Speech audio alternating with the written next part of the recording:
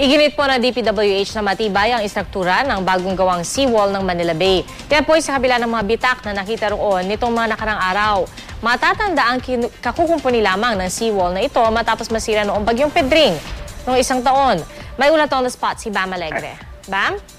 Pia, matapos kumalat ang mga larawan sa internet na may bitak na agad yung bagong gawang seawall ng Manila Bay, iginiit ni DPWH NCR Director Reynaldo Tagodando na hindi raw ito structural damage. Nananatili raw matibay ang seawall. Hindi raw tamang tawagin itong bitak, bagkus ito raw ay hairline crack sa mga concrete topping. Ang concrete topping, ito yung nilagay ng DPWH sa outer layer ng wall para hindi madulas maglakad dito. Posible raw na hindi sapat ang nailagay na concrete epoxy kaya nag-crack ito sa init at lamig. Bago raw ito napansin ng media, nakita na raw nila ito at dadagdagan pa raw nila ng concrete epoxy para mawala yung mga hairline crack na napansin sa gawing Raha Sulaiman Park sa ng Remedios Street at Rojas Boulevard. Sa bagong plano, naglagay ang DPWH ng mga concrete key o yung mga bakal na nakabaon sa malalaking bato para matibay ang seawall. Wave deflector din ang disenyo nito para bawasan ang puwersa ng mga alon, lalo na kapag may bagyo. Pia? Maraming salamat, Bam Alegre.